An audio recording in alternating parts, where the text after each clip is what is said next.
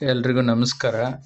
ಈ ವಿಡಿಯೋದಲ್ಲಿ ನಾವು ಮ್ಯೂಟೇಶನಲ್ಲಿ 2025ರಲ್ಲಿ ಯಾವ್ಯಾವ ಥರದಾಗಿ ಹೊಸದಾಗಿ ಮುಂಚೆ ಇರೋ ಪ್ರೊಸೆಸ್ಗಿಂತ ಇವಾಗ ಯಾವ ಥರ ಇನ್ನಷ್ಟು ಸುಲಭ ಮಾಡಿದ್ದಾರೆ ಅನ್ನೋದ್ರ ಬಗ್ಗೆ ಹೇಳ್ತೀನಿ.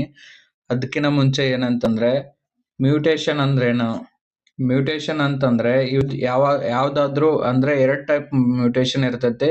ಒಂದು ಕೃಷಿಯ ತರ ಇರ್ತೈತಿ, ಒಂದು ನಾನ್ ಅಗ್ರಿಕಲ್ಚರ್ ಮ್ಯೂಟೇಶನ್ ಅಂತ ಇರುತ್ತೆ. ಮ್ಯೂಟೇಶನ್ ಅಂದ್ರೆ ಏನಂತಂದ್ರ ಇವಾಗ ಯಾವ್ದಾದ್ರು ಒಂದು ಭೂಮಿ ಅಥವಾ ಆಸ್ತಿಯ ಮಾಲೀಕತ್ವದಲ್ಲಿ ಆಗುವಂತ ಬದಲಾವಣೆಯನ್ನ ಕಂದಾಯ ದಾಖಲೆಗಳಲ್ಲಿ ಸೇರಿಸುವಂತ ಒಂದು ಪ್ರಕ್ರಿಯೆಗೆ ಏನಂತಾರೆ ಅಂತಂದ್ರ ಮ್ಯೂಟೇಶನ್ ಅಂತ ಕರೀತಾರ. ಇವಾಗ ಮ್ಯೂಟೇಶನ್ ಅಲ್ಲಿ ಯಾವ ತರ ಮ್ಯೂಟೇಶನ್ ಯಾವಾಗ ಮಾಡಿಸ್ಬೇಕಂತ ಅನ್ನೋದನ್ನ ಈ ವಿಡಿಯೋದಲ್ಲಿ ನಾನು ಹೇಳ್ತೀನಿ. ಇವಾಗ ಯಾವ್ದಾದ್ರು ಬೇರೆಯವರ ಕಡೆಯಿಂದ ನೀವು ಆಸ್ತಿಯನ್ನ ಖರೀದಿ ಮಾಡಿದಾಗ ಅಥವಾ ಯಾರಾದ್ರೂ ನಿಮ್ಗೆ ಮಾರಾಟ ಮಾಡಿದಾಗ ಅಥವಾ ಯಾರ ಕಡೆಯಿಂದ ನಿಮ್ಗೆ ದಾನವಾಗಿ ಅಥವಾ ಗಿಫ್ಟ್ ತರ ಬಂದಾಗ ಅಥವಾ ಇನ್ನೊಬ್ರು ಅಥವಾ ಪಿತ್ರಾರ್ಜಿತ ಆಸ್ತಿ ಇದ್ರೂನು ಕೂಡ ನಿಮ್ಗೆ ಪಿತ್ರಾರ್ಜಿತ ಆಸ್ತಿಯಲ್ಲಿ ಯಾರಾದ್ರೂ ಮೃತರಾದಾಗ ವಾರಸ ಏನ್ ಮಾಡಿಸ್ತಿರಲ್ಲ, ಅವಾಗ ನೀವು ನಿಮ್ಮ ಹೆಸರು ಏನಿರುತ್ತಲ್ಲ ಪಹಣಿಯಲ್ಲಿ ಸೇರ್ಪಡೆ ಆಗಿರುತ್ತೆ. ಆ ಸೇರ್ಪಡೆ ಆದ ನಂತರ ಮಾಡುವಂತ ಪ್ರಕ್ರಿಯೆಯನ್ನ ಮ್ಯೂಟೇಶನ್ ಪ್ರೊಸೆಸ್ ಅಂತ ಕರೀತಾರೆ. ಇವಾಗ ಮ್ಯೂಟೇಶನ್ ಯಾಕೆ ಮಾಡಿಸ್ಬೇಕು, ಅದ್ರ ಮಹತ್ವ ಏನಂತಂದ್ರ ಜಸ್ಟ್ ನಿಮ್ಗೆ ಏನಿರುತ್ತ RTC ಒಳಗ ನಿಮ್ಮ ಹೆಸರು ನೊಂದಾಗಿರುತ್ತ, ಬಟ್ ಮ್ಯೂಟೇಶನ್ ಒಳಗೆ ಇನ್ನೂ ಕಂಪ್ಲೀಟ್ ಆಗಿರಲ್ಲ. ಲಾಸ್ಟ್ ಪ್ರೊಸೆಸ್ ನೀವೇನು ಪಹಣಿಯಲ್ಲಿ ನಿಮ್ಮ ಹೆಸರು ಬಂದ ತಕ್ಷಣ ಇದೇ ಲಾಸ್ಟ್ ಪ್ರೊಸೆಸ್ ಅಂತ ಅನ್ಕೊಂಡಿರ್ತೀರ. ಬಟ್ ಅದ ನಂತರ ನೀವು ಇದು ಮ್ಯೂಟೇಶನ್ ಮಾಡಿಸ್ಲೇಬೇಕಾಗುತ್ತೆ. ಮಾಡಿಸೋದ್ರಿಂದ ಏನಾಗುತ್ತೆ ಅಂತಂದ್ರೆ ನಿಮ್ಗೆ ಆಸ್ತಿಯ ಮೇಲಿನ ಹಕ್ಕು ಕಾನೂನಿನ ಪ್ರಕಾರ ಮಾನ್ಯವಾಗುತ್ತದೆ. ಮತ್ತೆ ಇದರಿಂದ ತೆರಿಗೆ ಪಾವತಿ ಆಗ್ಲಿ, ಬ್ಯಾಂಕ್ ಸಾಲ ಆಗ್ಲಿ, ಸರ್ಕಾರಿ ಸೌಲಭ್ಯ ಆಗ್ಲಿ ಮತ್ತು ಭವಿಷ್ಯದ ವ್ಯವಹಾರಗಳಿಗೆ ಏನಾಗುತ್ತೆ ಅಂತಂದ್ರ ಮತ್ತಷ್ಟು ನಿಮ್ಗ ಸುಲಭವಾಗಿರುತ್ತೆ. ಮ್ಯೂಟೇಶನ್ ಪ್ರಕ್ರಿಯೆ ಯಾವ ತರ ನಾವು ಮ್ಯೂಟೇಶನ್ ಅನ್ನ ಮಾಡಿಸ್ಬೇಕಂತಂದ್ರೆ, ಅರ್ಜಿದಾರರು ಏನಿರ್ತಾರಲ್ಲ ಕಂದಾಯ ಕಚೇರಿ ಅಥವಾ ಆನ್ಲೈನ್ ಮುಖಾಂತರ ಅರ್ಜಿ ಸಲ್ಲಿಸಬಹುದು. ಆಮೇಲೆ ದಾಖಲೆಗಳನ್ನು ನೀವು ಕೊಟ್ಟಂತ ದಾಖಲೆಗಳ ಆಧಾರದ ಮೇಲೆ ಅವೆಲ್ಲ ದಾಖಲೆಗಳು ಪರಿಶೀಲನೆಯ ನಂತರ ಯಾವುದೇ ಆಕ್ಷೇಪಣೆ ಇಲ್ದಿದ್ರೆ ಏನಾಗುತ್ತೆ ಅಂತಂದ್ರೆ ನಿಮ್ದು ಮ್ಯೂಟೇಶನ್ ಪ್ರಕ್ರಿಯೆ ಕಂಪ್ಲೀಟ್ ಆಗುತ್ತೆ. ನಿಮ್ಗೆ ಮ್ಯೂಟೇಶನ್ ಮಾಡ್ಲಿಕ್ಕೆ ಯಾವ್ಯಾವ ಡಾಕ್ಯುಮೆಂಟ್ಸ್ ಬೇಕಂತಂದ್ರ, ಒಂದು ಮ್ಯೂಟೇಶನ್ ಅರ್ಜಿ ಏನ್ ಹಾಕಿರ್ತಾರಲ್ಲ ಆ ಅರ್ಜಿ ಬೇಕು. ಇವಾಗ ನೀವು ಭೂ ಮಾಲೀಕರಿಂದ ಜಮೀನನ್ನ ಖರೀದಿ ತಗೊಂಡಿದ್ರ ಅದ್ರ ಮಾರಾಟದ ಪತ್ರ ಬೇಕಾ, ಅಥವಾ ಬಳುವಳಿಯಾಗಿ ಬಂದಿತ್ತಂದ್ರ ನಿಮ್ಗ ಗಿಫ್ಟ್ ಅಥವಾ ಡೀಡ್ ಪ್ರತಿಗಳು ಬೇಕಾ, ಮತ್ತ ಅದರದ ಒಂದು ಅಫಿಡವಿಟ್ ಬಾಂಡ್ ಮಾಡಿಸ್ಬೇಕು ನೀವು. ಅದರಿಂದ ಆ ಜಮೀನಿಗೆ ಮುಂಚೆ ಏನು ತೆರಿಗೆ ಪಾವತಿ ಏನ್ ಮಾಡಿರ್ತಿರಲ್ಲ ಅದ್ರದ್ದು ಎಲ್ಲಾರ್ದು ರಸೀದಿಗಳಾಗ್ಲಿ, ಮತ್ತೆ ನಿಮ್ದು ಏನ ಇವಾಗ ಖರೀದಿ ಮಾಡ್ಕೊಳ್ಳುವಾಗ ನೀವು ಏನೋ ಡಾಕ್ಯುಮೆಂಟ್ಸ್ ಕೊಟ್ಟಿರ್ತಿರಲ್ಲ, ಖರೀದಿ ಪತ್ರ ಆಗ್ಲಿ, ಮತ್ತೆ ಇನ್ನು ಆಧಾರ್ ಕಾರ್ಡ್ ನಕಲಾಗ್ಲಿ, ಮತ್ತೆ ಇನ್ನು ಅದಕ್ಕೆ ಸಂಬಂಧಪಟ್ಟ ಏನ್ ದಾಖಲೆಗಳು ಏನ್ ಕೊಟ್ಟಿರ್ತಿರಲ್ಲ ಅವೆಲ್ಲಾನು ಅಗತ್ಯ ಬೀಳ್ತವೆ ಇದು ಮ್ಯೂಟೇಶನ್ ಮಾಡಿಸ್ಲಿಕ್ಕ. ರಿಜಿಸ್ಟ್ರೇಷನ್ ಮೂಲಕ ಯಾವ ತರ ಅಂತಂದ್ರ ಮಾರಾಟ ಪತ್ರ, ಗಿಫ್ಟ್ ಅಥವಾ ಡೀಡ್ ಅಥವಾ ಇತರ ನೋಂದಾಯಿತ ದಾಖಲೆಗಳ ಆಧಾರದಲ್ಲಿ ಮ್ಯೂಟೇಶನ್ ಮಾಡ್ತಾರ. ನೋಂದಣಿ ಪೂರ್ಣಗೊಂಡ ನಂತರ ಕಂದಾಯ ದಾಖಲೆಗಳಲ್ಲಿ ಹೆಸರು ಬದಲಾಗುತ್ತದೆ. ಯಾವುದೇ ಆಕ್ಷೇಪಣೆ ಬರ್ಲಿಲ್ಲ ಅಂದ್ರೆ ನಿಮ್ದು ಕಂದಾಯ ದಾಖಲೆ ಒಳಗೆ ಏನೈತಲ್ಲ ಹೆಸರು ಬದಲಾಗುತ್ತದೆ. ಮ್ಯೂಟೇಶನ್ ಒಳಗ 2 ತರ ಮ್ಯೂಟೇಶನ್ ಬರುತ್ತೆ. ಒಂದು ರಿಜಿಸ್ಟ್ರೇಷನ್ ಮೂಲಕ ಮ್ಯೂಟೇಶನ್ ಮಾಡಿಸೋದು, ಇನ್ನೊಂದು ಉತ್ತರಾಧಿಕಾರ ಮೂಲಕ ಮ್ಯೂಟೇಶನ್ ಅಂತ ಬರುತ್ತೆ.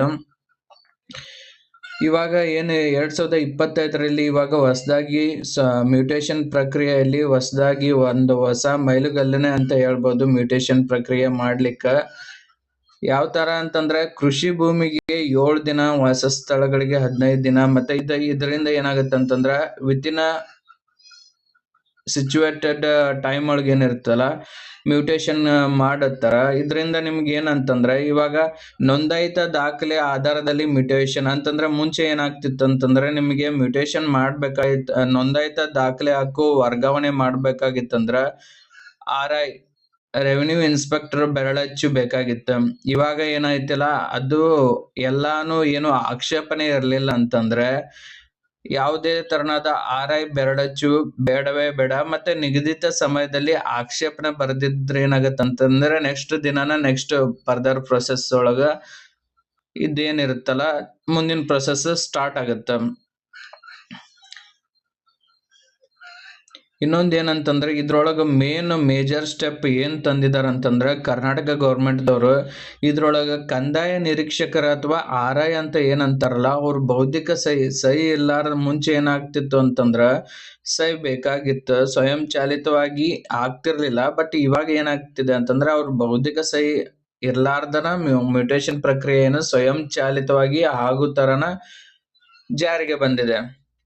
ಇದರಿಂದ ಜನರಿಗೆ ಆಗುವಂತ ಲಾಭ ಏನಂತಂದ್ರೆ ಸಮಯ ಮತ್ತು ಹಣ ಉಳಿತಾಯ ಆಗುತ್ತೆ. ಇವಾಗ ನಾವು RI ಹತ್ರ ಎಲ್ಲೇ ಯಾವುದೋ ಒಂದು ಕೆಲಸ ಮಾಡಿಸ್ಲಿಕ್ಕೆ ಬೇಕಂತಂದ್ರೆ ನಾವು ಅಲೆದಾಡೋ ಪರಿಸ್ಥಿತಿ ಇರ್ತೈತಿ. ಕಂಪಲ್ಸರಿ ಮ್ಯೂಟೇಶನ್ ಮಾಡಿಸ್ಲೇಬೇಕಂತ ಇರ್ತಿತ್ತು. ಇವಾಗ ಏನಾಗುತ್ತೆ ಅಂತಂದ್ರೆ ಯಾವುದೇ ಆಕ್ಷೇಪಣೆ ಬರ್ಲಿಲ್ಲ ಅಂದ್ರೆ ಅದು ಸ್ವಯಂ ಚಾಲಿತವಾಗಿ ಏನು ನಡೆಯುತ್ತೆ. ಈಗ ಈ ಬಂದಿರುವಂತ ಹೊಸ ಮ್ಯೂಟೇಶನ್ ಪ್ರೊಸೆಸ್ ಒಳಗ 90 ದಿನದೊಳಗೆ ಯಾವ್ದ ಆಕ್ಷೇಪಣೆ ಬಂದ್ರೂನು ಸಹ 3 ತಿಂಗಳೊಳಗ ತಹಶೀಲ್ದಾರ್ ಕೋರ್ಟಿಗೆ ಹೋಗುತ್ತ. ತಹಶೀಲ್ದಾರ್ ಕೋರ್ಟ್ ಒಳಗ ಕಂಪ್ಲೀಟ್ ಮಾಡಿ 3 ತಿಂಗಳೊಳಗ ಅದ್ರದ್ದು ಮ್ಯೂಟೇಶನ್ ಮಾಡ್ಲೇಬೇಕು. ಅಲ್ಲಿ ಪ್ರಾಬ್ಲಮ್ ಬಂತಂದ್ರ ಲೋಕಲ್ ಕೋರ್ಟ್ ಏನಿರುತ್ತಲ್ಲ ಅಲ್ಲಿ ನಿಮ್ಮ ದಸ್ತಾವೇಜ್ ಅಥವಾ ಪ್ರಕರಣ ಏನಿರುತ್ತ ಅಲ್ಲಿ ಹೋಗಿ 3 ತಿಂಗಳೊಳಗ ಕಂಪ್ಲೀಟ್ ಆಗಿ ಬಂದು ಮ್ಯೂಟೇಶನ್ ಪ್ರಕ್ರಿಯೆ ಹಾಗೆ ಆಗುತ್ತೆ. ಇದರಿಂದ ಕಚೇರಿ ಅಲೆದಾಟ ಕಡಿಮೆ ಆಗುತ್ತೆ ನಿಮ್ಗ.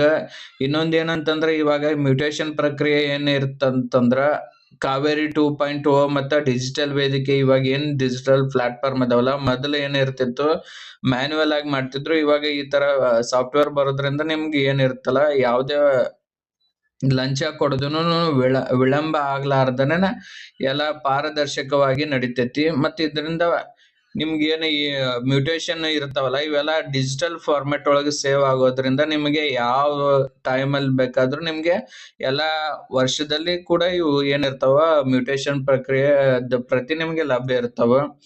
ಇವಾಗ ಏನಂತಂದ್ರೆ ಏನಾದ್ರು ಆಕ್ಷೇಪಣೆ ಬಂದ್ರೆ 90 ದಿನ ಬರ್ದಿದ್ರ ಅಂತಂದ್ರೆ ನಿಮ್ಗೆ ಎಷ್ಟ್ ಜಲ್ದಿ ಆಗುತ್ತೆ ಅಷ್ಟ್ ಜಲ್ದಿ ಮ್ಯೂಟೇಶನ್ ಪ್ರಕ್ರಿಯೆ ಸ್ಟಾರ್ಟ್ ಆಗುತ್ತೆ. ಇದನ್ನ ಯಾವ್ದಂತಂದ್ರೆ ಕರ್ನಾಟಕ ಭೂ ಕಂದಾಯ ಕಾಯ್ದೆ 1966 ಸೆಕ್ಷನ್ 66 ಅಡಿಯಲ್ಲಿ ಏನು ಜಾರಿಗೆ ತಂದಿದ್ದಾರೆ. ಇದರಿಂದ ದಾಖಲೆಗಳಿಗೆ ಏನಾಗುತ್ತೆ ಅಂತಂದ್ರೆ ಕಾನೂನಿನ ಮಾನ್ಯತೆ ದೊರೆಯುತ್ತದೆ. ಇದರಿಂದ ಇನ್ನು ಬೆನಿಫಿಟ್ ಏನಾಗುತ್ತಂತಂದ್ರೆ ಕಂದಾಯ ನಿರೀಕ್ಷಕರ ಬೆರಳಚ್ಚಿ ಬೇಕಾಗಲ್ಲ. ಮತ್ತೆ ಇವಾಗ ಇದರಿಂದ ಮೇಜರ್ ಮ್ಯೂಟೇಶನ್ ಪ್ರೊಸೆಸ್ ಅಲ್ಲಿ ತಂದಿರೋದೇನಂತಂದ್ರೆ ಇವಾಗ ಖರೀದಿ ಮಾಡಿರ್ತೀರಂತಂದ್ರೆ ಕ್ರಯ ಪತ್ರಗಳಿಗೆ 7 ದಿನ, ವಾರಸಾಗಳಿಗೆ 15 ದಿನಗಳ ಅವಧಿಯ ನಂತರ ಸ್ವಯಂ ಚಾಲಿತ ಹಕ್ಕು ವರ್ಗಾವಣೆ ಆಕ್ಕತಿ. ಮ್ಯೂಟೇಶನ್ ಪ್ರಕ್ರಿಯೆ ಪ್ರತಿ ಹಂತದ ಪರಿಷ್ಕರಣೆಗಳು ಅರ್ಜಿದಾರರ ಇಮೇಲ್ ಮೂಲಕ ನೇರವಾಗಿ ರವಾನೆ ಆಗುತ್ತೆ. ಅಂದ್ರೆ ಇವಾಗ ಅದ್ರದ್ದು ಮ್ಯೂಟೇಶನ್ ಪ್ರಕ್ರಿಯೆದು ಸ್ಟೆಪ್ ಇರ್ತಾವಲ್ಲ, ಅದು ಅರ್ಜಿದಾರರು ಏನ್ ಮ್ಯೂಟೇಶನ್ ಮಾಡ್ಲಿಕ್ಕೆ ಕೊಟ್ಟಿರ್ತಾರಲ್ಲ ಅವ್ರದ್ದು ಪ್ರೊಸೆಸ್ ಸ್ಟೆಪ್ ಬೈ ಸ್ಟೆಪ್ ಅವರು ರಿಜಿಸ್ಟ್ರೇಷನ್ ಮಾಡಿದ ಇಮೇಲ್ಗೆ ಹೋಗುತ್ತೆ.